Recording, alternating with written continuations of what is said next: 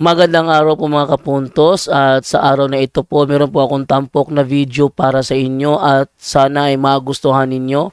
Kaya sa mga bago pa po sa aming channel, please po don't forget to hit the subscribe button at ang notification bell para maging notified kayo sa bawat video na ilalabas ko sa channel na ito. At bilang kahilingan po ng punto por punto team at naway maintindihan po ninyo, sana po wag nyo pong i-skip yung mga ads sa aming mga video.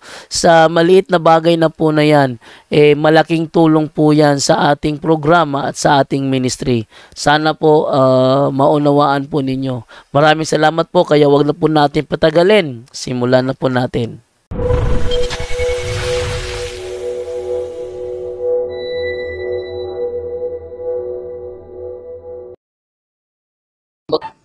Hello mga kapatid, magandang gabi sa inyong lahat at sana po ay nasa mabuting kalagayan po kayo. Kumusta? At galing tayo kanina sa office natin. At before that, greetings muna tayo sa mga malugod na taga-sunod natin. Ngayong araw, dalawa yung exercise natin sa Hayden Jane Tipudan. So, isi-share ko sa inyo yung isa natin na pasyente. Salamat sa Diyos dahil kumplito po yung pamilya niya. Meron tayong record dito. Ito yung isi-share ko sa inyo na kung magkaisa lang ang pamilya, sabi ng nanay at tatay niya na lumiliwanag daw yung mukha ng kanyang anak. Dahil marami ng mga beses na hinaharas siya ng kaaway natin na hindi makikita.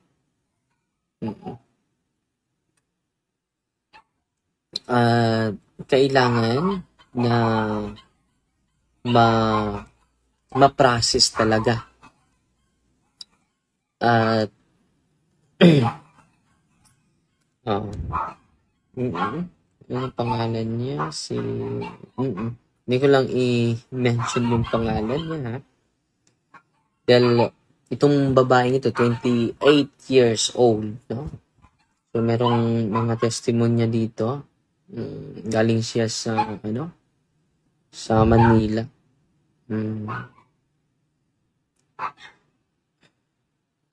Pero sa Visayas siya nagdako.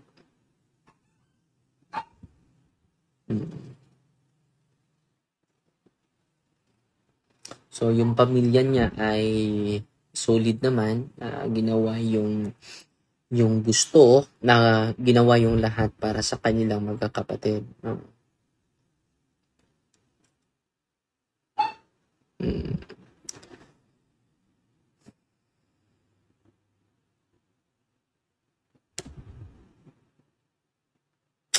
So ito po yung dapat yung emotion, no? Minsan ay naapakan daw siya sa mga nasa paligid niya, yung mga kapitbahay, no?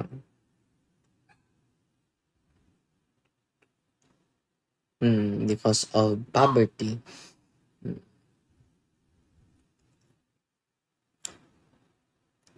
So merong proving herself, no? Kung ako lang ang maging successful, pakita ko sa mga taong umaapi sa amin. So yan din ang i-process natin sa kanya, no? Yung negative emotion towards our neighbor, hindi maganda po yun, dapat i-process, okay?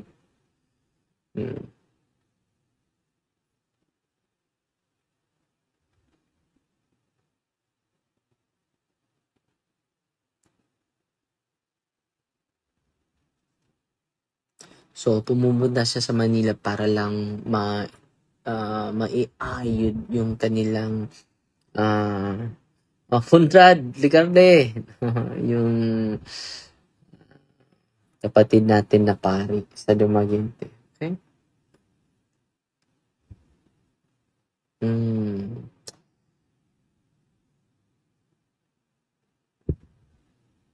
Mm. So, grabe yung kanyang, yung kanyang trauma, no? Sa mga Marites at Mirasol, no?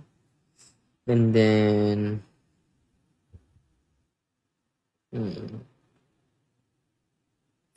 so siya naging breadwinner, no? At nabuntis din siya, no? So, hindi pa siya ready.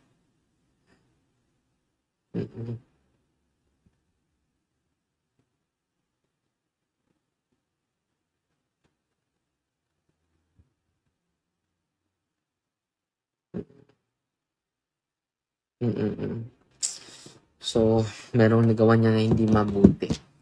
Isa to sa dapat ma-process sa kanya, no? Hindi ko lang isabi sa inyo.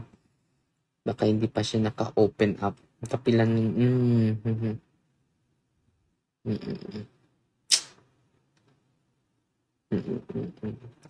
So, meron siya mga inindam karamdaman at pabalik-balik siya sa albularyo.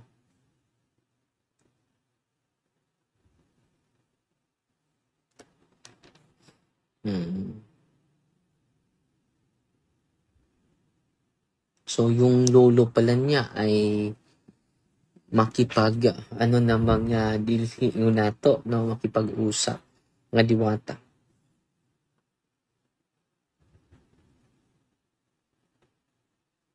So, meron siya mga inindam na mga karamdaman, pero pagpunta niya sa doktor, wala namang findings. So, dahil dito, palapit-lapit siya sa maraming mga albularyo, mga faith healers, no? And bumili siya ng mga amulets, mga habak, anting-anting. Dahil binarang daw siya. Pero nung in-exercise natin, maraming palang mga espiritu, no? Just imagine yung kanyang lieg, no? Parang twist, no? Grabe. Kanina din yung kanyang bibig, parang na-stroke, no? During exorcism natin kanina, mga kapatid.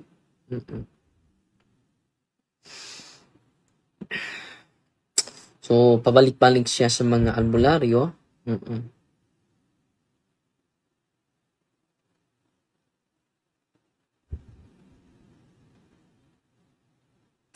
So, yung mga albularyo pala ay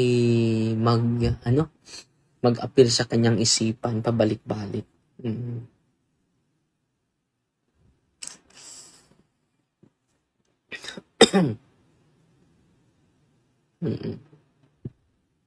So, hindi niya gusto na babalik na sa albularyo, pero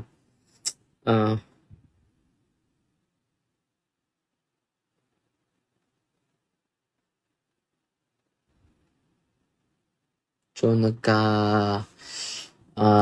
amiga sad siya, nagka-friendan siya na pwedeng mag-curse, no?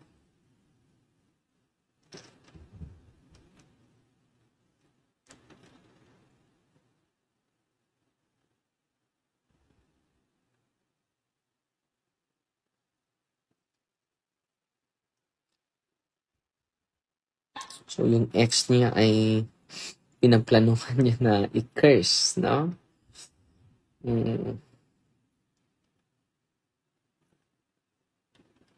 So, 3 years na pala yung kanyang iniindang sakit na walang lunas, mga kapatid.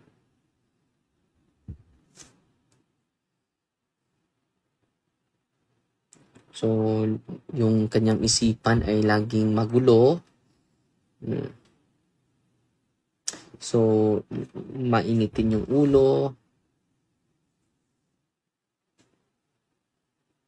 Meron siya mga paniginip na patay, no? At mga bitin, yung mga ahas. At meron mga maitim. So, minsan ay merong mga so, ulit lang kanyang no?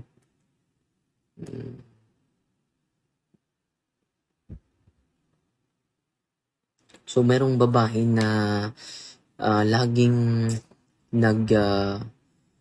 lagi lang humahalakhak sa kanyang isipan. During exorcism, mga kapatid, grabe yung halakak niya. Grabe dun yung sigaw niya at yung kanyang mga paa ay nanginginig, may kuryente. No? At sa tiyan niya, sasakit lang bigla. At itong liig niya, no? Grabe yung reaction niya. Sabi ng tatay, na first time ko po nakita, no, na totoo pala ito, na merong pangyayari na ganito. So, nandyan yung nanay niya, nandyan yung tatay niya, at yung kapatid, dalawa lang sila magkapatid. So, patuloy pa nating ina-assist itong babaeng ito, 28 years old. So, marami siyang mga karamdaman. So, first time daw siya nakalapit, at ng exorcist, first time. So, sunod na mga araw ay i-recommend natin sa mga psychologists dahil ma-process din siya for counseling, no?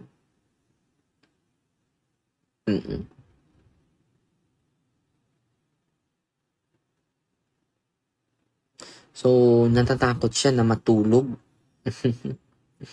Dahil, bakit natatakot siya pagka hindi na siya makagising? Baka hindi na siya makagising.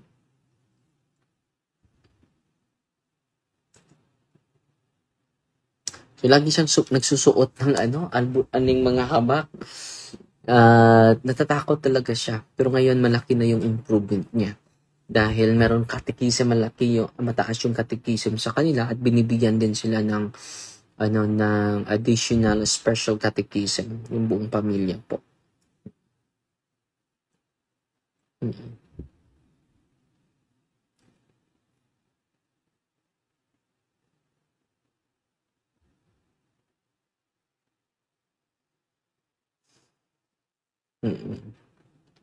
So, meron siyang boyfriend pala. So, hinihinalan niya yung babae ay na ex ng boyfriend niya, may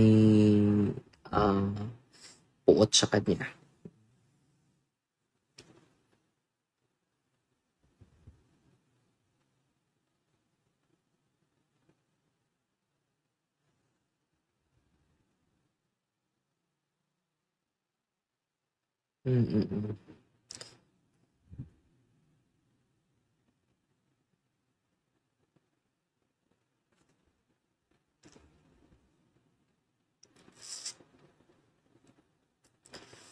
So, grabe yung sama ng loob niya sa kanyang ex. So, ito din i-process natin.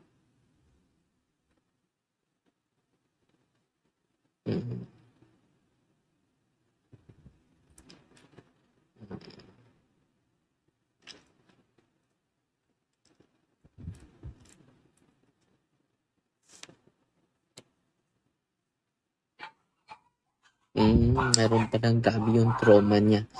So, ito yung ipo-focus natin sa sunod na mga araw.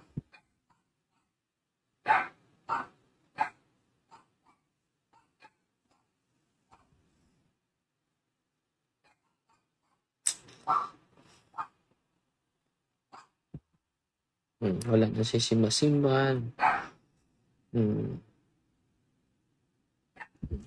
So, ngayon ay naka-receive na siya ng Sacrament of Confession. Yan po ang pinaka-importante. At sabi ng kanyang nanay at tatay, lumiliwanag na daw yung kanyang mukha. At lalong liliwanag pa yan dahil si Kristo po yung source of healing, source of liberation po. At yun po, i-process pa natin dahil nag-react pa siya. Pero conscious naman siya. Grave oppression po itong babaeng ito. Grave oppression po yung kanyang struggle. Okay, sana? Ay, te, mag-live sa ko, te. Ato ko. Grave oppression po yung kanyang struggle. Tutulungan natin yung buong pamilya. Tuwang-tuwa sila dahil merong ministry na gagabay sa kanila at sasama sa kanila. Okay? Si Jonicia Clemen Givenkan nanood sa atin. Si Eileen, good evening, Father. Kakatapusan lang po namin. Bago lang nag-rosaryo, no? So, huwag kayong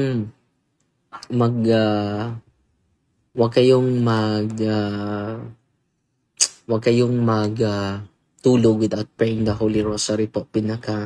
The best po na prayer and devotion is the Holy Rosary because it is the very life of Jesus. Si Strilia Casuno Sanses nanood sa atin.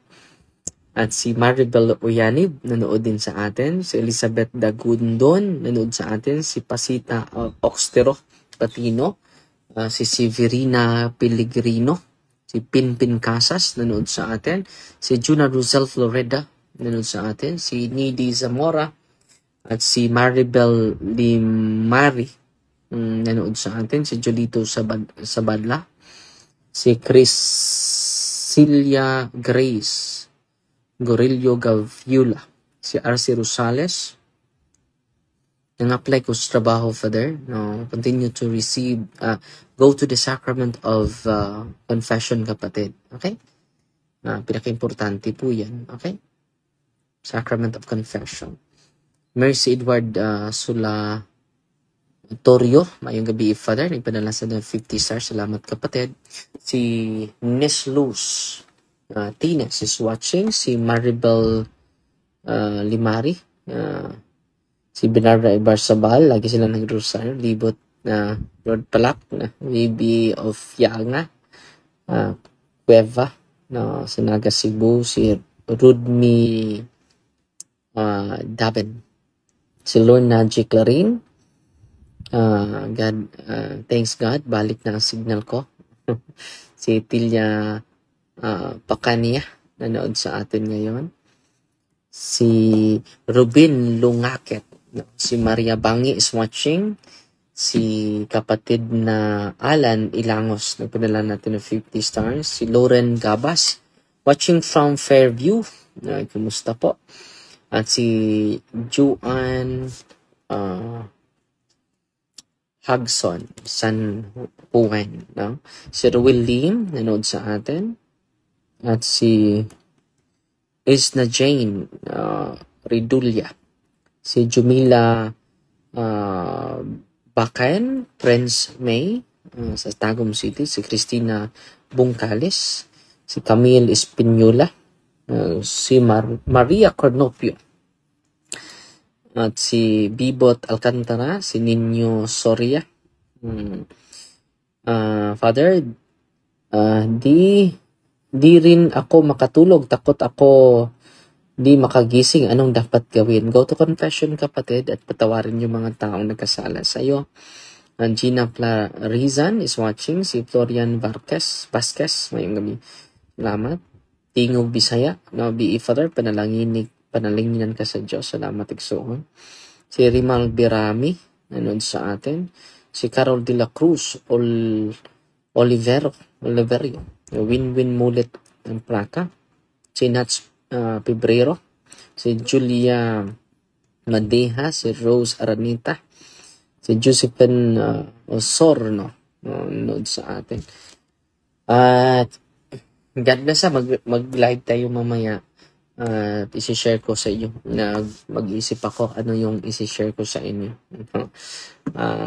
At tatapusin natin ito sa isang panalangin. In the name of the Father, and of the Son, and of the Holy Spirit. Amen. Our Father, who art in heaven, hallowed be thy name. The kingdom come, the will be done on earth as it is in heaven. Give us this day delivered, and forgive us our trespasses, as we forgive those who trespass against us. And lead us not into temptation, but deliver us from evil. Amen. Hail Mary, full of grace, the Lord is with you. Blessed are you among women, and blessed is the fruit of the womb, Jesus. Holy Mary, Mother of God, pray for us sinners, now at the hour of our death. Amen. And glory to the Father, to the Son, and to the Holy Spirit, was in the beginning, is now, and never shall be, world without end. In the name of the Father, and of the Son, and of the Holy Spirit. Amen. Fight Maria, tatak sa FD with a humble heart. God bless po.